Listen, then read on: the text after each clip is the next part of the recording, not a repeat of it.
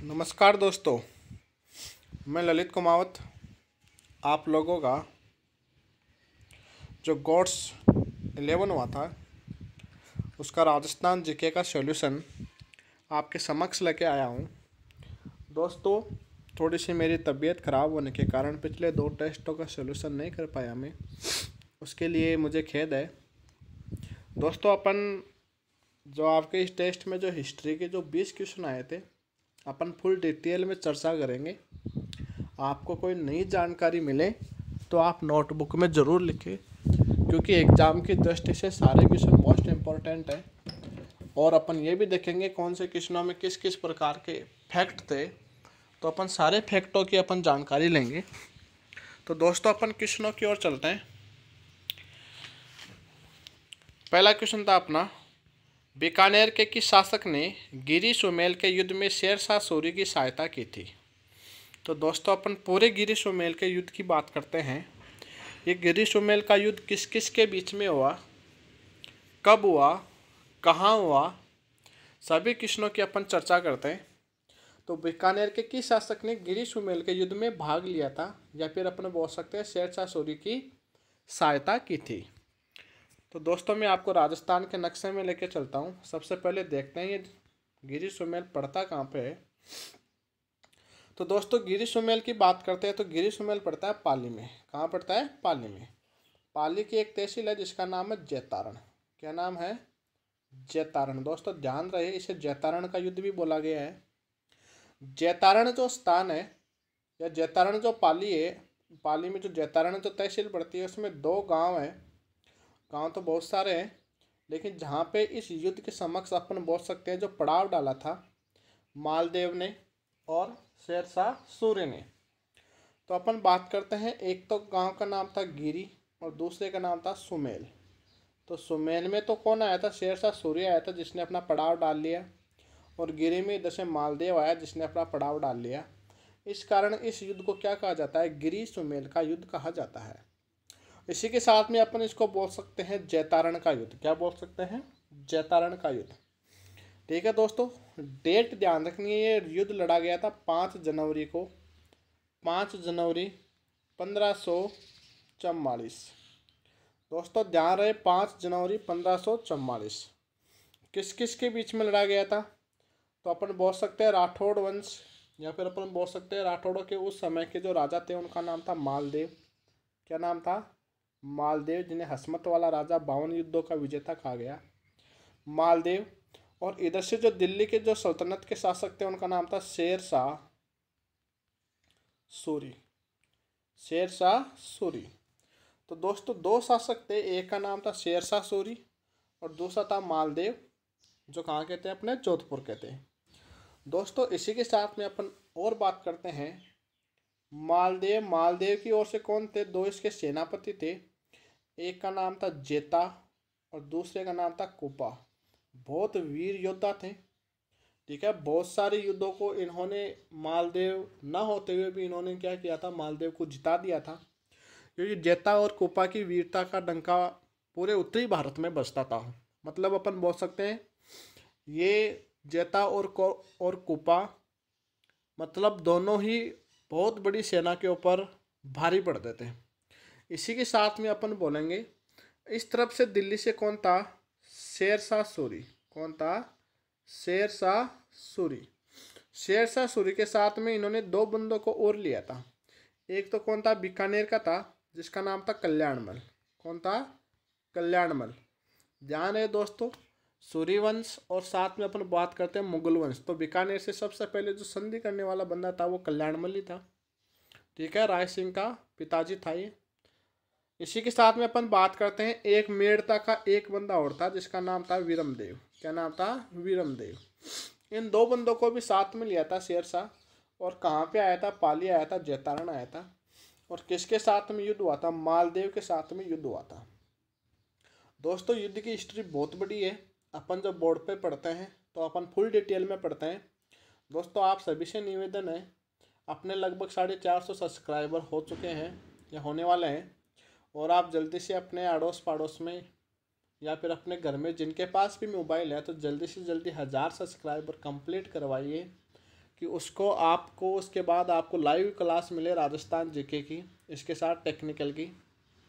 तो दोस्तों ये आपका कर्तव्य बनता है कि अपने चैनल को ज़्यादा से ज़्यादा सब्सक्राइब करवाइए। जब तक 1000 सब्सक्राइब नहीं होंगे तब तक अपने इस चैनल को लाइव नहीं चला सकते हैं। तो दोस्तों अपन और युद्ध की थोड़ी बहुत जानकारी करते हैं, एग्ज़ाम के इम्पोर्टेंट क्वेश्चनों की चर्चा करते हैं। क्लास में तो अपन फुल डिटेल से पढ़ते हैं, कौन कैसे आया था, किसने क्या किया था, किसने विश्वासघात किया था, क्या हुआ था, क्या नहीं हुआ था, सारी चीज़ों के ऊपर चर्चा करते हैं। और जब बोर्ड पे पढ़ाते हैं तो सारी चीज़ों पे चर्चा करते हैं। लेकिन अपन बात करते हैं 5 जनवरी की, महिला प्रेक्षक में क्वेश्चन आया था। दोस्तों ध्यान रखना है, डेट भी एग्जाम में पूछी जा सकती है। कौन सी थी? 5 जनवरी 1544 में। ठीक है दोस्तों, शेरशाह सूरी वही है जिसने ग्रैंड ट्रंक रोड बनवाई थी, जीटी रोड बनवाई थी। ठीक है, इसका लगभग कार्यकाल रहा था 1540 से 1545। इसने हुमायूं को हराया था, मुगल सत्ता का अंत किया था और दिल्ली में सूरी वंश की स्थापना की थी। तो दोस्तों इसी के साथ में इसका एक वाक्य मिलता है जो काफ़ी बार एग्जाम में पूछा गया है, एक सेंटेंस मिलता है। दोस्तों सभी को सुनना है, सेंटेंस में क्या चीज़ है, किसने बोला था, किसके लिए बोला था। दोस्तों इस युद्ध में हुआ क्या? जेता और कुपा, मालदेव इस युद्ध से वापस चला गया था और जेता और कुपा ने शेरशाह सूरी से युद्ध का ऐलान किया 5 जनवरी को। और युद्ध में टूट पड़े दोनों भाई, दोनों सेनापति युद्ध में टूट पड़े और शेरशाह सूरी को 3-4 बजते बजते धूल चटा दी। मतलब अपन बोल सकते हैं शेरशाह सूरी लास्ट कगार पे था, हारने वाली कगार पे था। तब शेरशाह सूरी ने क्या कहा कि भाई मेरे को एक काम करो, नमाज पढ़ने का समय दो। और नमाज पढ़ने के बहाने थोड़ा सा समय मिल गया उसको और वो अल्लाह की नमाज पढ़ने लग गया। या तो ये अल्लाह का करिश्मा हुआ या फिर अपन बोल सकते हैं शेरशाह सूरी की अच्छी किस्मत थी कि उसका एक इस तरफ से, आगरा की तरफ से एक जलाल खान नाम का एक अपन बोल सकते हैं एक सेनापति और आ गया, एक सेना लेके। इसके कारण से यहाँ पे जेता और कुपा की क्या हो गई? मृत्यु हो गई। जेता और कुपा यहाँ पे क्या हो गए दोस्तों? शहीद हो गई। और शेरशाह सूरी की क्या हो गई? जीत हो गई। दोस्तों शेरशाह सूरी ने जाते जाते इस युद्ध के बारे में एक ऐसी कहावत बोल गया जो काफ़ी बार एग्जाम में पूछा है। दोस्तों कहावत ये थी, शेरशाह सूरी जाते जाते ये बोल गया कि मैं एक मुट्ठी भर बाजरे की खातर अभी हिंदुस्तान की बादशाहत खो देता। क्या बोल के गया था? कि मैं अभी एक मुट्ठी भर बाजरे की खातर हिंदुस्तान की बादशाहत खो देता। क्योंकि दोस्तों एक मारवाड़ एक छोटी रियासत थी अगर अपन हिंदुस्तान के संदर्भ में देखें, और इस छोटी सी रियासत के चक्कर में अगर शेरशाह सूरी हार जाता तो वो हिंदुस्तान की बादशाहत खो देता। दोस्तों ध्यान रहे, गिरी सुमेल की लड़ाई हुई थी 5 जनवरी 1544 को हुई थी। और इसमें जो बीकानेर के जो कल्याणमल थे इन्होंने भी शेरशाह सूरी का साथ दिया था। इसी के साथ में अपन बोल सकते हैं जो मेड़ता के विरमदेव थे उन्होंने भी इनका साथ दिया था। इसी के साथ में अपन बोल सकते हैं इस युद्ध में शेरशाह सूरी की क्या हुई थी? विजय हुई थी। ठीक है दोस्तों, क्वेश्चन नंबर 2 के ऊपर चर्चा करते हैं। क्वेश्चन नंबर 2 था अपना, धर्मत का युद्ध किन 2 शासकों के बीच लड़ा गया? तो दोस्तों सबसे पहले तो अपन बात करते हैं धर्मत का मैदान पड़ता कहाँ पे है, किन के मध्य युद्ध हुआ, क्या कारण था युद्ध होने का, कब हुआ। ठीक है, बहुत सारे फैक्ट निकल के आते हैं दोस्तों हिस्ट्री में। दोस्तों अपन बात करते हैं धर्मत का युद्ध। ये धर्मत का मैदान पड़ता है दोस्तों कहाँ पे? एमपी में पड़ता है। और एमपी में भी कहाँ पे पड़ता है? उज्जैन में पड़ता है। कहाँ पे पड़ता है? उज्जैन। दोस्तों ध्यान रहे, उज्जैन शिप्रा नदी के किनारे, काफ़ी बार एसएससी में क्वेश्चन पूछा गया है। उज्जैन में पड़ता है धर्मत का मैदान। और ये युद्ध लड़ा गया था 15 अप्रैल को। कब लड़ा गया था? 15 अप्रैल को ये युद्ध लड़ा गया था। 15 अप्रैल 1658 को। मैं पूरी डेट लिख देता हूँ। दोस्तों हुआ क्या, जब शाहजहाँ जब दिल्ली के अपन बोल सकते हैं, अपन मुगल सत्ता के क्या थे? हुकूमत थे, या फिर अपन बोल सकते हैं उस समय के राजा थे। ठीक है, या अपन बोल सकते हैं उस समय के क्या थे? जब अकबर के बाद जब अपन बोल सकते हैं, जब अपन शाहजहाँ का कार्यकाल देखते हैं तो शाहजहाँ के 4 पुत्र थे और चारों पुत्रों में क्या हो गया था? गृह युद्ध छिड़ गया था। क्या छिड़ गया था? गृह युद्ध। तो गृह युद्ध छिड़ने के कारण दोस्तों ध्यान रहे, इस गृह युद्ध के अंतर्गत अपने जो जोधपुर के शासक थे उस समय, जिनका नाम था जसवंत सिंह। क्या नाम था? जसवंत सिंह। वो सहायता करने के लिए जाते हैं किसकी? शाहजहाँ की। दोस्तों वापस अपन थोड़ी सी चर्चा करते हैं। युद्ध कब हुआ था? ये 15 अप्रैल 1658 को हुआ था। ध्यान रहे, थोड़ा सा वापस में बताता हूँ डिटेल में। इस युद्ध में हुआ क्या? शाहजहाँ शाहजहाँ अपना जो अपन बोल सकते हैं उत्तराधिकारी, इसका जो प्रथम पुत्र था उसका नाम था धारा शिकोह। क्या नाम था? धारा शिकोह। तो ये धारा शिकोह को क्या बनाना चाह रहा था? राजा बनाना चाह रहा था। ठीक है, क्या बनाना चाह रहा था? राजा बनाना चाह रहा था। ठीक है दोस्तों, तो धारा शिकोह इसका प्रथम पुत्र था। उसके बाद दो छोटे पुत्र और थे, मजले, और सबसे छोटा था वो था औरंगजेब। कौन था? औरंगजेब। लेकिन औरंगजेब बहुत बहादुर बंदा था, बहुत चालाक था, बहुत कूट था, इस टाइप का बंदा था। तो शाहजहाँ को क्या करता है? शाहजहाँ अपना संदेश भिजवाते हैं जसवंत सिंह के पास कि भाई तुम मेरी जो धारा शिकोह है इसकी क्या कर, सहायता कर औरंगजेब के खिलाफ। ये भाई भाई लड़ रहे हैं और जो राजवंश है या जो राजतंत्र है वो यही बोलता है कि राजा का जो प्रथम पुत्र होता है वो क्या बने? अगला उत्तराधिकारी बने। लेकिन ये छोटा वाला है तो इसने नाक में दम कर रखा है, तो इसको यहाँ से क्या करना है? हटाना है, मारना है, जो भी है। तो धर्मत का मैदान, धर्मत में कौन पहुँचते हैं? जसवंत सिंह पहुँचते हैं बहुत बड़ी सेना लेके, धारा शिकोह की ओर से लड़ते हैं। तो मैदान में लड़ते लड़ते जैसे ही जसवंत सिंह को ऐसे लगता है कि धारा शिकोह अब हारने वाला है, तो औरंगजेब क्या करता है? जसवंत सिंह को मित्रता का एक पत्र लिखता है और जसवंत सिंह युद्ध में लड़ते लड़ते किसकी तरफ में आ जाते हैं? औरंगजेब की तरफ आ जाते हैं। किसकी तरफ आ जाते हैं? औरंगजेब की तरफ आ जाते हैं। लेकिन जसवंत सिंह को भी ये लगा कि ये अपन ने क्या किया, ये काम गलत किया है। तो वो क्या करते हैं? धर्मत का जो ये युद्ध होता है उज्जैन में 15 अप्रैल को, ये बीच में छोड़कर कहाँ पे आ जाते हैं? मारवाड़ आ जाते हैं, या अपन बोल सकते हैं जोधपुर आ जाते हैं। कहाँ पे आ जाते हैं? जोधपुर। कहाँ पे आ जाते हैं? जोधपुर आ जाते हैं। दोस्तों ध्यान रहे, एग्जाम में काफ़ी बार क्वेश्चन आया हुआ है। तो जसवंत दे की जो पत्नी थी, जिनका नाम था जसवंत दे, क्या नाम था? जसवंत दे। जसवंत दे ने एक बात कही थी इस समय कि जब ये धर्मत के युद्ध के मैदान को बीच में छोड़ के आ जाते हैं, तो जसवंत दे ने जो मेहरानगढ़ दुर्ग है उसके गेट नहीं खोला था, किवाड़ नहीं खोले थे। वो इसलिए नहीं खोले थे, राजा जी बाहर खड़े थे, बोल रहे थे भाई जो गेट है वो खोलो।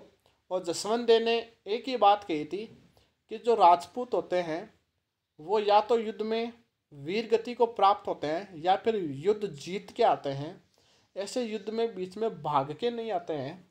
तो दोस्तों काफ़ी बार एग्जाम में क्वेश्चन पूछा गया है किस राजा के लिए किस रानी ने गेट नहीं खोला था मेहरानगढ़ का दुर्ग, तो उनका नाम था जसवंत दे, रानी का नाम था, और जसवंत सिंह किसका नाम था? राजा का नाम था, जो धर्मत के युद्ध को मैदान में छोड़ के आया था।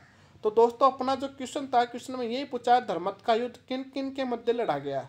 तो दोस्तों औरंगजेब एक तरफ था और दूसरी तरफ था जसवंत सिंह, जो किसकी ओर से लड़ा था? धारा शिकोह की ओर से लड़ा था। अपन बोल सकते हैं धारा शिकोह की जो सेना थी उसका सेनापति था। कौन था? सेनापति था। तो दोस्तों ध्यान रहे, धर्मत का मैदान उज्जैन एमपी में पड़ता है, जहाँ पे 15 अप्रैल को ये युद्ध लड़ा गया था 1658 में, और जसवंत सिंह और औरंगजेब के मध्य लड़ा गया था। और इसके अंतर्गत जो विजय हुई थी वो किसकी हुई थी? औरंगजेब की विजय हुई थी। और इसके बाद औरंगजेब ने शाहजहाँ अपने पिता को कारावास में डाल दिया था। और इसी के साथ में अपन बोल सकते हैं जो हिंदुस्तान का जो नया संस्थापक बना, या अपन बोल सकते हैं मुगल सत्ता का जो नया जो राजा बना, वो कौन बना? औरंगजेब बना। तो दोस्तों अपन बात करते हैं क्वेश्चन नंबर 3 के ऊपर चर्चा करते हैं। क्वेश्चन नंबर 3 था अपना, राय सिंह की प्रशस्ति का संबंध किससे है? तो दोस्तों सबसे पहले अभी भी अपन ने बात की थी, कल्याणमल की बात की थी। तो दोस्तों कल्याणमल जब बीकानेर के राजा थे उस समय 1570 में अकबर ने नागौर दरबार लगाया था। और उस नागौर दरबार में कल्याणमल के साथ में उसके दोनों पुत्र आते हैं, जिसका एक का नाम था राय सिंह और दूसरा का नाम था पृथ्वीराज। कौन था? पृथ्वीराज सिंह। तो अपन बात करते हैं पृथ्वीराज सिंह और राय सिंह। जब राय सिंह यहाँ के राजा बनते हैं, कब की बात है? राय सिंह लगभग राजा बनते हैं 1583 से 1594। ठीक है, जब जूनागढ़ दुर्ग का निर्माण करवाया जाता है। दोस्तों सबसे पहले अपन जूनागढ़ दुर्ग देखते हैं, जिन्हें अपन बोल सकते हैं धरती का जेवर भी बोला गया है। तो जूनागढ़ दुर्ग है कहाँ पे? जूनागढ़ दुर्ग है बीकानेर में। कहाँ पे? बीकानेर में। दोस्तों ध्यान रहे, बीकानेर में बीकानेर में इस दुर्ग का निर्माण राय सिंह ने करवाया था। लगभग इसका निर्माण हुआ था 1583 में स्टार्ट हुआ था, 1583 में, और 1594 में कंप्लीट हुआ था। तो अपन बोल सकते हैं ये जब ये दुर्ग बना, इस दुर्ग में राय सिंह ने एक प्रशस्ति लिखवाई, और इस प्रशस्ति में जो बीकानेर के जो राठौड़ वंश है उनका क्या लिखवाया, इतिहास लिखवाया। क्या लिखवाई, हिस्ट्री लिखवाई। तो राय सिंह कहाँ के राजा थे, बीकानेर के राजा थे, जिन्हें राजपुताने का करण कहा गया। दोस्तों ध्यान रहे, बिट्टू सुजाने मुंशी प्रसाद ने कहा था। मुंशी प्रसाद अपन अभी बात करेंगे, ये क्वेश्चन भी अपने इस टेस्ट में आया हुआ है। तो बीकानेर के शासकों की जो अपन बोल सकते हैं जो प्रशस्ति है, राय सिंह की प्रशस्ति जूनागढ़ दुर्ग में लगी हुई है। और जो किसने लिखवाई थी, राय सिंह ने लिखवाई थी। जूनागढ़ दुर्ग कहाँ पे, बीकानेर में है, और यहाँ पे बीकानेर राठौड़ों का क्या लिखा हुआ है, इतिहास लिखा हुआ है।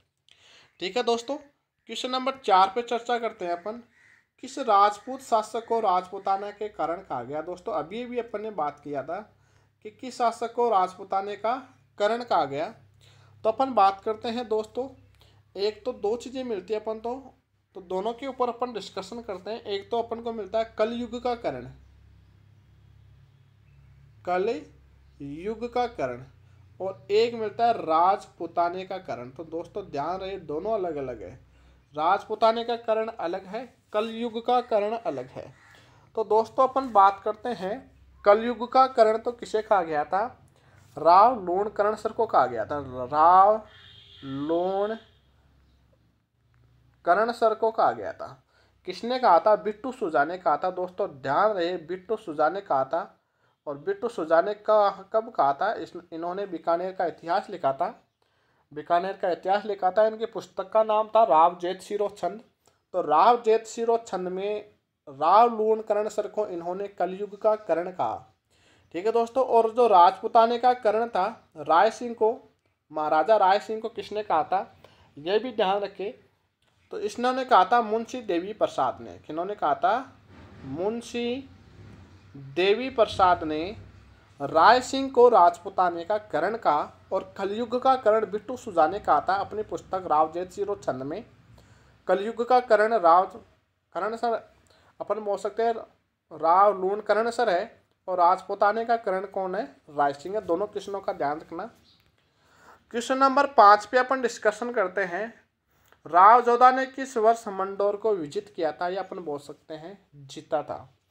तो दोस्तों जब रणमल की हत्या हो गई थी, राव जोधा के पिता थे रणमल, भारमली के द्वारा विष दे दिया गया था।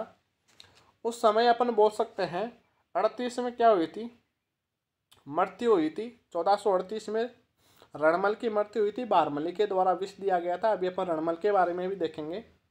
तो उसी समय एक कहावत आई थी कि भाग सके तो भाग रे जोधा, थारो रणमल तो मारे गयो। ठीक है, तो यहाँ पे रणमल किसके पिता थे, राव जोधा के पिता थे। अब जब रणमल की मृत्यु हो गई थी, तो जब अपन बोल सकते हैं कि जो उस समय जो मेवाड़ के राजा थे, मेवाड़ के राजा उस समय थे जिन्होंने सबसे ज़्यादा दुर्ग बनवाए थे, महाराणा कुंभा।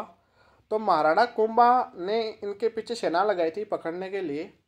तो ये क्या करते हैं, मेवाड़ से बाके मारवाड़ आ जाते हैं। और मारवाड़ में मंडोर के पास में एक गांव पड़ता है कोहूनी। कोहूनी नामक गांव में काफ़ी दिनों तक छुपे रहते हैं। कहाँ पे, कोहूनी नामक गांव में काफ़ी दिनों तक छुपे रहते हैं। और जो मंडोर होता है, मंडोर के ऊपर विजय कौन हासिल कर लेता है, कुंभा। कौन है, कुंभा। और कुंभा यहाँ पे क्या करता है, अपना एक सेनापति छोड़ देता है जिसका नाम रहता है अक्खा हिंगोला। तो अक्का हिंगोला को यहाँ छोड़ जाता है। बहुत दिनों तक कोहनी नामक गांव में कौन छुपा रहता है, राव जोधा छुपा रहता है। इसके बाद अपन बोल सकते हैं राव जोधा के समकालीन इनके गुरु हुए थे जिनका नाम था हड़बूजी सांकला। क्या नाम था, हड़बूजी सांकला। दोस्तों अपन हड़बूजी सांकला के बारे में राजस्थान कल्चर में पढ़ते हैं। हड़बूजी सांकला अपन बोल सकते हैं ये मारवाड़ में थे। और इसी के साथ में ये भी बोल सकते हैं हड़बूजी सांकला जो रामदेव जी थे, रामदेव जी के मौसेरे भाई थे। तो हड़बूजी सांकला के आशीर्वाद से राव जोधा कहाँ पे जाते हैं, वापस मंडोर जाते हैं। और यहाँ पे अक्खा हिंगोला को क्या करते हैं, मार देते हैं। और 1453 में मंडोर पे क्या कर लेते हैं, अधिकार कर लेते हैं। कहाँ पे अधिकार कर लेते हैं, मंडोर पे अधिकार कर लेते हैं और मंडोर को अपनी राजधानी बना लेते हैं। 1453 के बाद में 1459 में राव जोधा ने जोधपुर बसाया। क्या बसाया दोस्तों, ध्यान रहे, जोधपुर बसाया और जोधपुर को अपनी नई राजधानी बनवाई और इसी के साथ में मेहरानगढ़ दुर्ग का निर्माण प्रारंभ किया। तो दोस्तों ध्यान रहे, जोधपुर की स्थापना राव जोधा के द्वारा 1459 में की गई, लेकिन इन्होंने 1453 में मंडोर को जीता और मंडोर को अपनी प्रारंभिक राजधानी बनाई। इसी के साथ में अपन बोल सकते हैं जो इन्होंने अपनी जो अस्थायी राजधानी बनाई वो किसको बनाई, जोधपुर को बनाई। तो दोस्तों अपन क्वेश्चन नंबर 6 के बारे में चर्चा करते हैं। क्वेश्चन नंबर 6 था, 1576 में चंद्रसेन के विद्रोही होने पर अकबर ने उसे दंड देने के लिए किसे भेजा। तो दोस्तों ध्यान रहे, 1576 में बात है, 1576 में, तो अपन बोल सकते हैं इसको दंड देने के लिए सबसे पहले अपन बात करते हैं राव चंद्रसेन था कौन, कहाँ का राजा था। थोड़ी सी ऊपर से अपन थोड़ी जानकारी लेते हैं। तो दोस्तों ध्यान रहे, राव चंद्रसेन 1576 की बात है। तो अपन बात करते हैं राव चंद्रसेन मारवाड़ के राजा थे। कहाँ के, मारवाड़ के राजा थे। तो दोस्तों मारवाड़ के राजा थे। जब 1570 में अकबर ने जब नागौर दरबार लगाया था भारमल के सहयोग से, तो इस समय आसपास की जितनी भी जो राजपूत रियासतें थी सभी राजा वहाँ पे आए थे और सभी ने यहाँ पे अधीनता स्वीकार की थी। एक तो अपने जो अपन महाराणा प्रताप पढ़ते हैं, महाराणा प्रताप के समय अपन बात करते हैं तो मेवाड़ रियासत से नागौर दरबार में कोई नहीं आया था, लेकिन मारवाड़ रियासत से राव चंद्रसेन नागौर दरबार में उपस्थित हुए। लेकिन वहाँ पे अपने दो बड़े भाई, एक का नाम था राम और दूसरे का नाम था मोटा राजा उदय सिंह। तो मोटा राजा उदय सिंह और राम को देख के वो क्या करते हैं, वापस प्रस्थान हो जाते हैं। उन्होंने अकबर की अधीनता स्वीकार नहीं की। तो अकबर की अधीनता स्वीकार नहीं की तो अपन ने अभी मैंने पहले बताया था कि कल्याणमल के दो पुत्र थे, एक का नाम था राय सिंह, दूसरे का नाम था पृथ्वीराज। तो दोस्तों राय सिंह को अकबर क्या करता है, दंड देने के लिए भेजता है राव चंद्रसेन के लिए। तो यहाँ पे राय सिंह क्या करता है, राव चंद्रसेन को दंड देने के लिए जाता है, लेकिन वो क्या रहता है, असफल रहता है। क्या रहता है, असफल रहता है दोस्तों। तो ध्यान है दोस्तों, राव चंद्रसेन को मारवाड़ का महाराणा प्रताप कहा गया है। दोस्तों काफ़ी बार एग्जाम में क्वेश्चन आया हुआ है, मारवाड़ का महाराणा प्रताप इसे इसलिए कहा जाता है कि इन्होंने आजीवन भर इधर उधर भटकता रहा लेकिन अकबर की अधीनता स्वीकार नहीं की। तो दोस्तों ध्यान रहे, प्रताप का जो अग्रगामी भी किसे कहा गया है, राव चंद्रसेन को कहा गया है। और राव चंद्रसेन मारवाड़ के शासक थे, ठीक है, जिनका अपन बात करते हैं लास्ट टाइम इनका जो निधन हुआ था, जो अपन बोल सकते हैं सारण की पहाड़ियाँ पाली में हुआ था।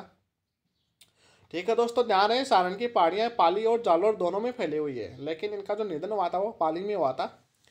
अपन बात करते हैं क्वेश्चन नंबर 7 की, भारमल आमेर राज्य का शासक कब बना। तो दोस्तों अपन बात करते हैं अपने राजस्थान में जो मुगलों का जो आगमन था, जिस आदमी की देन थी वो आदमी था भारमल। कौन था, भारमल। ठीक है दोस्तों, भारमल अपने जीवन काल में राजा नहीं बन पाया, तो ये कभी किधर भटकता रहा, कभी किधर भटकता रहा, लेकिन लास्ट में क्या करता है, ये पूरा जोर लगाता है एडी चोटी का। और 1547, ठीक है दोस्तों, 1547 आपको मैं डेट भी बताता हूँ, 7 जून। दोस्तों इतनी ज़्यादा डेट पूछी नहीं जाती है, ऊपर से क्वेश्चन पूछा जाता है। 7 जून 1547 को आमेर का नया राजा बनता है। वो कौन बनता है, भारमल बनता है। कौन बनता है, भारमल बनता है। भारमल यहाँ का राजा तो बन जाता है 1547 में। 7 जून 1547 में नया राजा बनता है, वो बनता है भारमल। दोस्तों इस समय भारमल की उम्र थी 50 साल। 50 साल की आयु का हो चुका था। और 50 साल की आयु का होने का मतलब है कि उसने अपने अपन बोल सकते हैं युवावस्था थी वो क्या हो गई है, लगभग उसकी डल गई है, बुढ़ापे की ओर जा रहा है। तो भारमल के सामने दो बहुत बड़ी बड़ी समस्याएं थी। सबसे पहले तो आमेर के ऊपर बार बार मीणाओं का आक्रमण हो रहा था। इसी के साथ में दूसरी सबसे बड़ी समस्या थी कि आस्करण, अपन जब आमेर की जब अपन हिस्ट्री पढ़ते हैं तो बहुत अपन डिटेल से पढ़ते हैं। एक आस्करण था, ठीक है, उनको सामंत बनाया था नरवर का, तो वहाँ की भी एक समस्या थी। दो बहुत बड़ी बड़ी समस्या थी। तो इन समस्याओं से बचने के लिए, इन मीणाओं के आक्रमणों से बचने के लिए भारमल ने सबसे पहले क्या किया था, मजनू खां के सहयोग से अकबर से मुलाकात की थी। और अकबर से मुलाकात करने के बाद क्या कहा था, अकबर से मुगलों की अधीनता स्वीकार कर ली थी। दोस्तों ध्यान रहे, अपने राजस्थान में सबसे पहली जो रियासत थी मुगलों के अधीन आने वाली, मुगलों की अधीनता स्वीकार करने वाली, वो आमेर रियासत थी। और आमेर रियासत का जो राजा था उसका नाम था भारमल। क्या नाम था? भारमल। और इसी के साथ में एक क्वेश्चन का और ध्यान रखना, जो सबसे पहले जो मुगलों के साथ में जो वैवाहिक संबंध स्थापित करने वाला बंदा था वो भी कौन था? भारमल। भारमल ने ही अपनी पुत्री हरकाबाई, अपन बोल सकते हैं जोधाबाई, जोधाबाई का विवाह किया था 20 फरवरी 1562 को। कहाँ पे किया था? सांबर में। अभी अपन उनकी भी चर्चा करेंगे। तो 15 अपन बोल सकते हैं 20 फरवरी 1562 को अकबर और जोधा का विवाह हुआ था। कहाँ पे हुआ था? सांबर। और सांबर भी कहाँ पड़ता है? जयपुर में पड़ता है। सांबर झील के तट पे इनका विवाह हुआ था। तो दोस्तों अपन जब ये जयपुर की हिस्ट्री पढ़ते हैं फुल डिटेल से पढ़ते हैं, तो इसलिए आपको हाथ जोड़ के विनती है अपने ज़्यादा से ज़्यादा सब्सक्राइब करवाइए।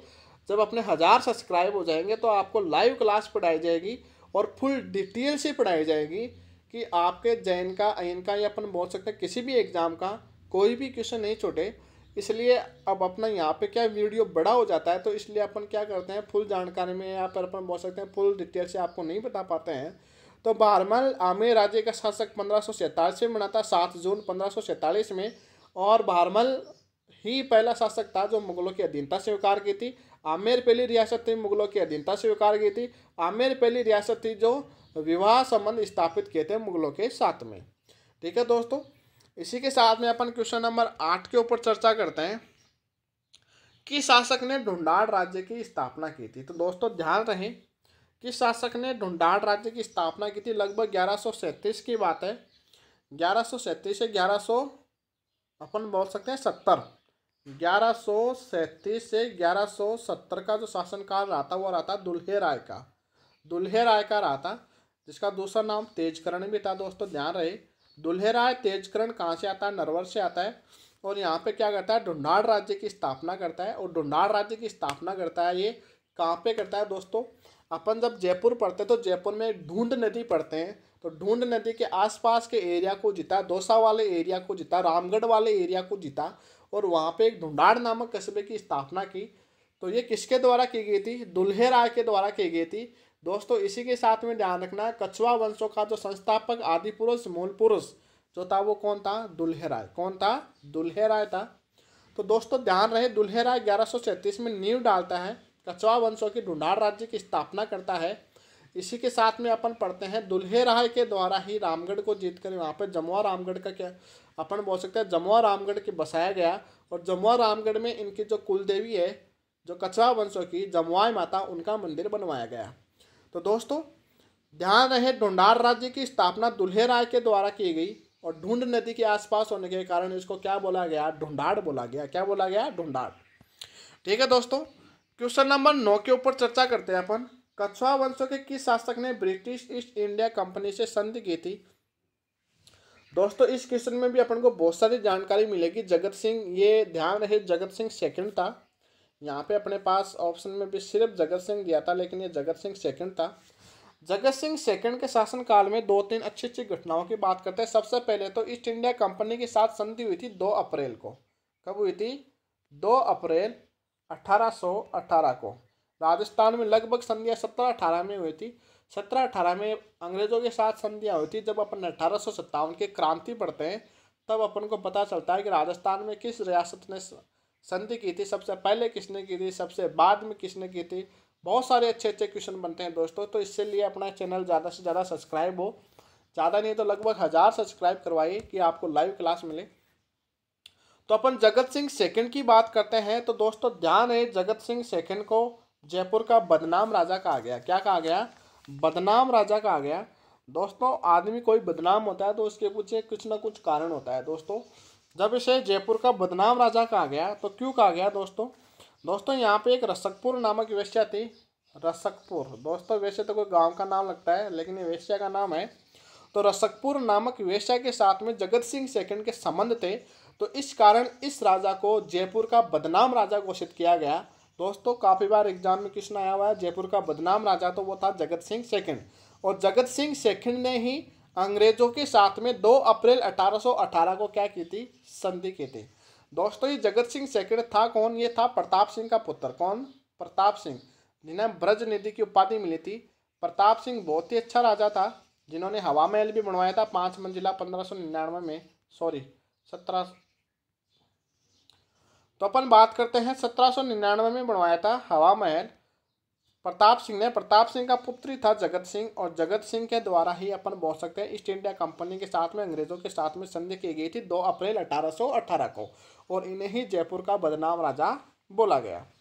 ठीक है दोस्तों, नेक्स्ट क्वेश्चन की बात करते हैं। क्वेश्चन नंबर 10, प्राचीन काल में सत्यपुर किस नाम से जाना जाता था? तो दोस्तों ध्यान रहे, सीधा सीधा क्वेश्चन है, हाईलाइटर क्वेश्चन है। तो अपन बोल सकते हैं प्राचीन नाम में सत्यपुर सांचौर का नाम था, और सांचौर कहाँ पे पड़ता है दोस्तों? जालोर में पड़ता है। ध्यान रहे, जालोर की तहसील है सांचौर। ठीक है दोस्तों, तो प्राचीन काल में सत्यपुर सांचौर का नाम था। क्वेश्चन नंबर 11 के ऊपर चर्चा करते हैं। चौहानों का मूल स्थान माना जाता है। तो अपन दोस्तों बात करते हैं चौहानों की। चौहानों का जो मूल स्थान है, चौहानों की अपन पूरी डिटेल बताता हूँ मैं आपको बिजोलिया के शिलालेख के अकॉर्डिंग। तो दोस्तों जो बिजोलिया का शिलालेख है, लगभग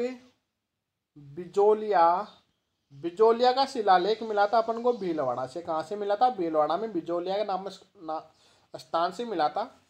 और यहाँ से अपन को जो जानकारी मिली थी दोस्तों, सबसे पहले तो ध्यान रहे, ये वाली जो शिलालेख थी 1170 की थी, मतलब 1170 में लिखवाई गई थी। इस शिलालेख अपन बोल सकते हैं ये जो किस भाषा में लिखी गई थी? संस्कृत भाषा में लिखी गई थी। ये भी क्वेश्चन बनता है। इस शिलालेख में अपन को बोला गया है कि जो चौहानों का जो मूल स्थान था वो था सपादलक्ष। सपादलक्ष मतलब सांबर। सांबर का प्राचीन नाम सपादलक्ष था, या फिर इसका एक नाम और मिलता है आपको, शाकंभरी। क्या मिलता है? शाकंभरी। दोस्तों इसी शिलालेख से अपन को जानकारी मिलती है जो चौहानों का जो मूल पुरुष आदि पुरुष था, जो वासुदेव चौहान था, उन्हीं के द्वारा चौहानों की अपन बोल सकते हैं स्थापना की गई। ठीक है, सपादलक्ष के चौहानों की स्थापना की थी 1551 ईस्वी में, और 1551 ईस्वी में सांबर झील का निर्माण करवाया गया। यह भी वासुदेव चौहान के द्वारा किया गया। दोस्तों ध्यान रहे, ये जानकारी मैं आपको बिजोलिया के शिलालेख के अनुसार बता रहा हूँ, और लगभग जो बुक्स में मिलेगा आपको राइट मिलेगा। तो चौहानों का जो मूल स्थान था वो कौन सा था? सपादलक्ष था। और सपादलक्ष से ही यहाँ से अजय राज अपन बोल सकते हैं अजमेर चले गए, और अलग अलग जगह चले गए। कीर्तिपाल जालोर चले गए, नाडोल चले गया, लक्ष्मण चला गया। ठीक है, अपन बोल सकते हैं गोविंद रणथंभौर चला गया। तो ये अलग अलग शाखाओं को क्या हुआ, जैसे देवा कहाँ पे चला गया? बूंदी चला गया। तो ये अपन बोल सकते हैं अलग अलग जगह जाके फिर अलग अलग चौहानों की इन्होंने स्थापना की थी। लेकिन ध्यान है दोस्तों, जो इनका जो मूल स्थान था वो था सपादलक्ष। और सपादलक्ष कहाँ पे पड़ता है? प्रेजेंट टाइम में जयपुर में पड़ता है, और इसका जो अभी प्रेजेंट टाइम में नाम है वो दोस्तों सांबर। ठीक है दोस्तों, सांबर झील अपने भारत की सबसे बड़ी नमक उत्पादक झील है, जो लगभग 7.8% नमक उत्पादन करती है अकेली। ठीक है दोस्तों, नेक्स्ट क्वेश्चन की बात करें। क्वेश्चन नंबर 12, फरिश्ता के अनुसार अलाउद्दीन खिलजी का जालोर पर द्वितीय आक्रमण किस वर्ष में हुआ? तो दोस्तों सबसे पहले अपन बात करते हैं अलाउद्दीन खिलजी के बारे में। अलाउद्दीन खिलजी, तो दोस्तों अलाउद्दीन खिलजी और अपन बोल सकते हैं उस समय के राजा थे, ठीक है, कांधड़ देव। तो कांधड़ देव और इनके बीच में जो लड़ाई का जो मेन जो कारण था, तो अपन सबसे पहले कारण के बारे में भी अपन थोड़ी बहुत चर्चा करेंगे। कांधड़देव सोनगरा की बात करते हैं तो कांधड़देव सोनगरा का लगभग जो शासनकाल रहा था वो रहा था 1305 से 1311, ज़्यादा नहीं रहा था, 1305 से 1311। तो दोस्तों इस समय अपन फुल अगर हिस्ट्री में पढ़ते हैं तो हिस्ट्री में तो अपन को पूरी जानकारी मिलती है कि जब अपन बात करते हैं कांधड़देव और अलाउद्दीन खिलजी के बीच के जो संबंध खराब हो गए थे, तो इस कारण से अलाउद्दीन खिलजी ने जालोर अभियान 1305 की बात है, जालोर अभियान के लिए एक अपना सेनापति भेजा था जिसका नाम था मुल्क मुल्तानी। क्या नाम था? मुल्क मुल्तानी। तो मुल्क मुल्तानी यहाँ पे आता है 1305 में। युद्ध नहीं होता है, एक संधि होती है, और इस संधि के तहत कांधड़ देव और कांधड़ देव का पुत्र वीरम देव दोनों दिल्ली दरबार में हाजिर होते हैं। कहाँ पे हाजिर होते हैं? दिल्ली दरबार में हाजिर होते हैं। दिल्ली दरबार में हाजिर होने के बाद अपन बोल सकते हैं कि यहाँ पे कांधड़ देव और अलाउद्दीन खिलजी के बीच में क्या हो गई? तू मैं हो गई। मतलब क्या हो गई? एक दूसरे से वाद विवाद हो गया, और इस कारण से यहाँ पे कांधड़ देव एक बात बोल के आ गया कि अगर तेरे में अगर दम है तो कभी भी कहाँ पे आ जाना? बनास नदी के किनारे आ जाना। ठीक है, वहीं पे अपन क्या करेंगे? समझौता करेंगे कि कौन किससे बड़ा है और कौन किससे बलवान है। तो ये बात बोल के कांदड़देव कहाँ पे आ गया था, वापस जालौर आ गए थे। लेकिन अलाउद्दीन खिलजी क्या करता है, अलाउद्दीन खिलजी इस विवाद के बाद 1308 में, कब 1308 में वापस जालौर पे क्या करता है, आक्रमण करता है। लेकिन जालौर पे आक्रमण करने के लिए सबसे पहले सिवाना पे आक्रमण करता है, क्योंकि दोस्तों ध्यान रहे, क्योंकि जो जालौर दुर्ग का रास्ता था वो सिवाना के दुर्ग से होते हुए निकलता था। अपन बोल सकते हैं कि जालौर दुर्ग की जो कुंजी थी वो थी सिवाना दुर्ग। कौन था, सिवाना दुर्ग। तो दोस्तों ध्यान रहे, अलाउद्दीन खिलजी और सिवाना पर आक्रमण बोलने का कारण ये था कि जब कांदड़देव क्या करता है, जालौर वापस आ जाता है, तो इसका जो पुत्र रहता है विरमदेव, कौन रहता है, विरमदेव जो इसका पुत्र रहता है, तो विरमदेव इसका पुत्र क्या करता है, वही रहता है अलाउद्दीन खिलजी के दरबार में। और अलाउद्दीन खिलजी के दरबार में रहते हुए जो अलाउद्दीन खिलजी की जो पुत्री थी फिरोजा, तो फिरोजा और विरमदेव के बीच में प्रेम संबंध होने के कारण बहुत बड़ा विवाद हो गया था। और इस विवाद को निपटाने के कारण दोस्तों अपन जब बोर्ड पे पढ़ाते हैं तो बहुत मज़ा आता है, बहुत ही अच्छी लव स्टोरी है ये। अब आपको यहाँ पे ज़्यादा बता भी नहीं सकते क्योंकि वीडियो बहुत ज़्यादा बड़ा हो जाएगा, और जितना ज़्यादा बड़ा होगा तो आप लोग इसको देखोगे नहीं। तो दोस्तों अपन बात करते हैं फिरोजा और विरमदेव के जो बीच में जो अपन बोल सकते हैं प्रेम संबंधों के लेके होने वाला जो विवाद था, इसके कारण 1308 में अलाउद्दीन खिलजी के जो सेनापति थे कमालुद्दीन गुर्ग को कमान सौंपता है। और कमालुद्दीन गुर्ग क्या करता है, यहाँ पे सिवाना पे आक्रमण करता है। और सिवाना के ऊपर अपन बोल सकते हैं जो कांदड़देव का जो भतीजा था, जिसका नाम था सातल देव या शीतल देव, जो कांदड़देव का भतीजा था, वो इस युद्ध में वीर गति को प्राप्त होता है। और इसकी जो पत्नी थी मेणादे, वो राजपूत वीरांगनाओं के साथ में क्या करती है, जौहर करती है। तो दोस्तों ध्यान रहे, इसी के साथ में अलाउद्दीन खिलजी का 1311 में जालौर पर द्वितीय बार आक्रमण हुआ। और यहाँ पे भी क्या हुआ था, कांदड़देव और विरमदेव मारे गए थे, अलाउद्दीन खिलजी की क्या हुई थी, विजय हुई थी। तो दोस्तों ध्यान रहे, यहाँ पे जो फरिश्ता जो अपने बोल सकते हैं जो विद्वान थे, उनके अनुसार जो अलाउद्दीन खिलजी जालौर पे जो द्वितीय बार आक्रमण करते हैं वो करते हैं 1311 में। वैसे 1311 में करते हैं, लेकिन जो फरिश्ता जो अपनी बुक में लिखता है, तो फरिश्ता अपने बुक में इस आक्रमण को बताया था 1308 में। कब बताया था दोस्तों, 1308 में। तो दोस्तों ध्यान रहे, वैसे तो 1311 में हुआ था दूसरी बार आक्रमण, लेकिन जो फरिश्ता बताता है वो कब बताता है, 1308 में बताता है। कब बताता है दोस्तों, 1308 में बताता है। ठीक है दोस्तों, क्वेश्चन नंबर 13 पे चर्चा करते हैं कि चौहान शासक ने अजमेर को सबसे पहले अपनी राजधानी बनाया। तो दोस्तों इसमें आपको उत्तर दिया हुआ था पृथ्वीराज तृतीय, लेकिन दोस्तों यहाँ पे पृथ्वीराज तृतीय गलत है, गलत उत्तर है। पृथ्वीराज तृतीय नहीं होगा, इसका उत्तर होगा अजयराज। कौन होगा, अजयराज या फिर अजयपाल। दोस्तों अपन बात करते हैं सपार लक्ष्य के बाद में 1113, मतलब 1112 को छोड़ देना, 1113 लिखते हैं।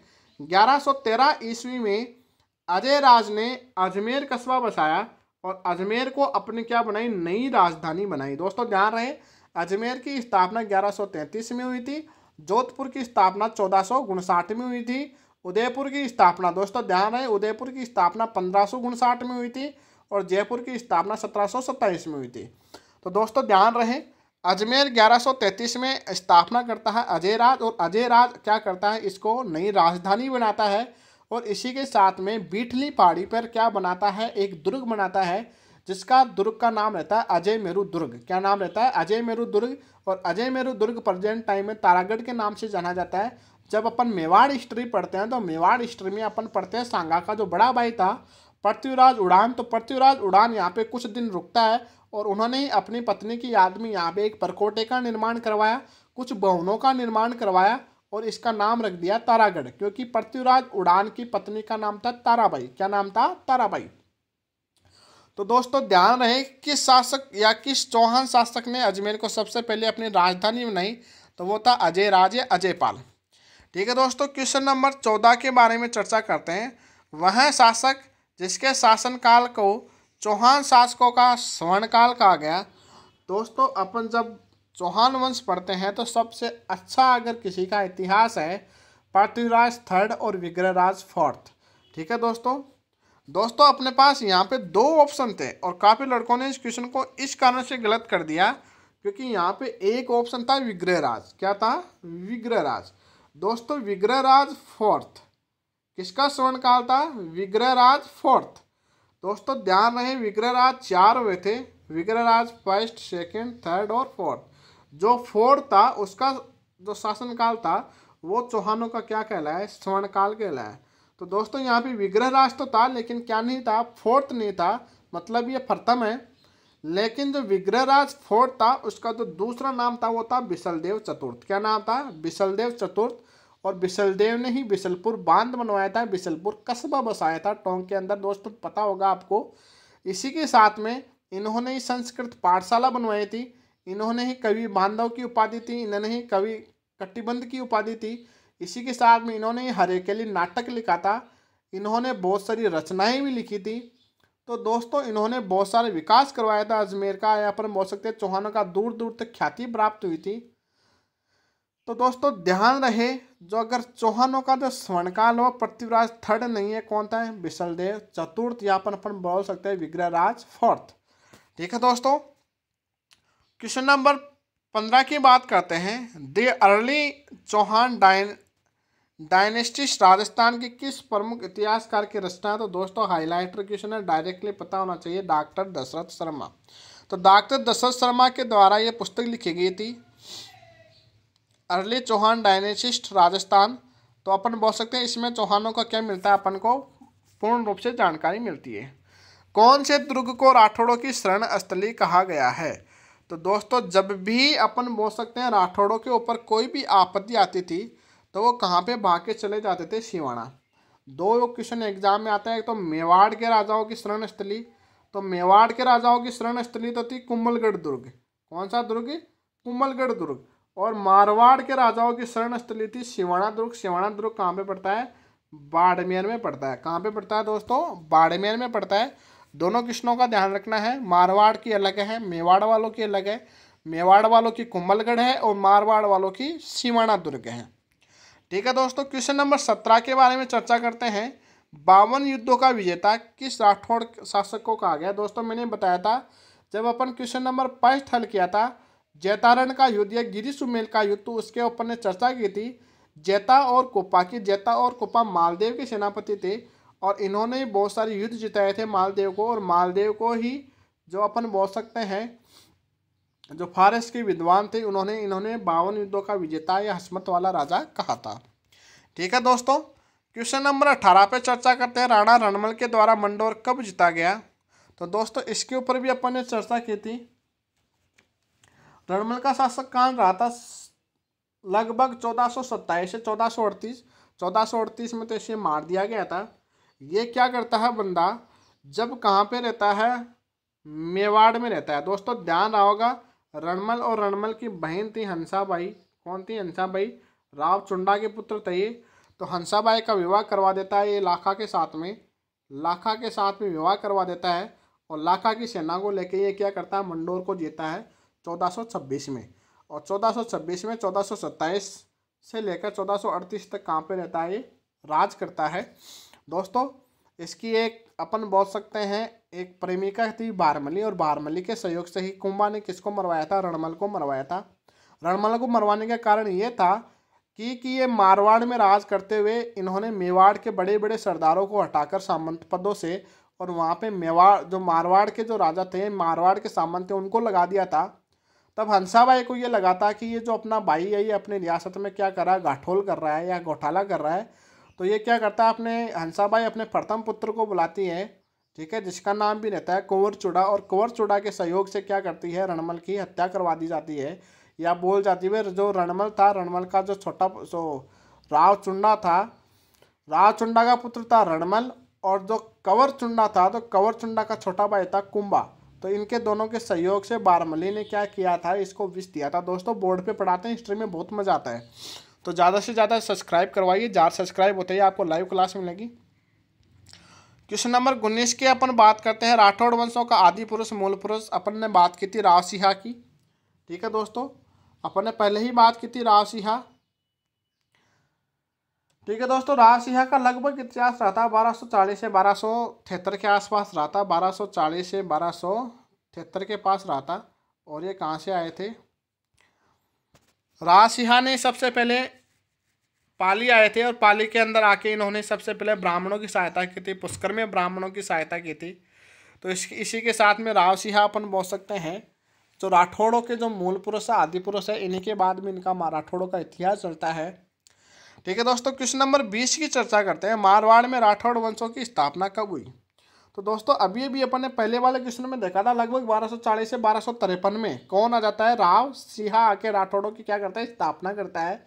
लेकिन दोस्तों इसके बाद में क्रम रूप से राठौड़ वंशों की स्थापना नहीं चलती है कि जब रावसिंहा इस तरफ आता है तो यहाँ पे मंडोर पे इस तरफ अधिकार रहता है गुर्जर प्रतिहारों का। दोस्तों जब गुर्जर प्रतिहारों का जब अधिकार रहता है, जब रावसिंहा के बाद में अपन बात करते हैं दोहड़ाई, तो ये गुर्जर प्रतिहारों के सामंत बन के रहे थे। क्या बन के रहे थे? सामंत बन के रहे थे। लेकिन जब एक बार क्या होता है, गुर्जर प्रतिहारों के ऊपर अरबों ने क्या कर दिया था? आक्रमण कर दिया था। अरबों ने आक्रमण कर दिया था तो ये किसको बुलाते हैं? राव चुंडा को बुलाते हैं। और राव चुंडा को बुलाने के बाद में राव चुंडा को बुलाते हैं और राव चुंडा को बुलाते हैं और राव चुंडा क्या करते हैं? गुर्जर प्रतिहारों की सहायता करते हैं और अरबों को वहाँ से भगा देते हैं। इस कारण से गुर्जर प्रतिहार खुश होकर राव चुंडा को मंडोर दहेज में देते हैं और अपनी पुत्री किशोरी देवी का क्या करते हैं? इसके साथ में विवाह करते हैं। दोस्तों ध्यान रहे, राव चुंडा को मंडोर दहेज में मिला था और दहेज में लेकर आने वाली थी किशोरी देवी। और किसने दिया था? ये दिया था गुर्जर प्रतिहारों ने। तो इसके बाद में राव चुंडा मंडोर का क्या बना? राजा बना। और राठौड़ वंशों का यहाँ से इतिहास चालू हुआ। मतलब अपन बोल सकते हैं लगभग 13वीं शताब्दी में राव चुंडा क्या बनते हैं? राजा बनते हैं। और लगभग इनका जो शासनकाल रहता है वो रहता है 1384 से 1423, 1384 से 1423। तो अपन बोल सकते हैं मारवाड़ में राठौड़ वंश की जो स्थापना हुई थी वो कब हुई थी? 1384 में। मतलब मैं बोल सकता हूँ 13वीं शताब्दी के अंतर्गत क्या हुई थी? राठौड़ वंश की स्थापना हुई थी। तो दोस्तों अपनी क्लास कंप्लीट हुई। दोस्तों इसी के साथ में आपको और भी बहुत सारी जानकारी मिली है। क्वेश्चनों को अपने नोटबुक में लिखे, आपको अच्छे लगे सारी डिटेल लिखे। इसी के साथ में दोस्तों चैनल को सब्सक्राइब करवाइए, वीडियो को शेयर कीजिए। इसी के साथ में कमेंट बॉक्स में अपने कमेंट बॉक्स की राय दीजिए। ठीक है दोस्तों, जय हिंद जय भारत।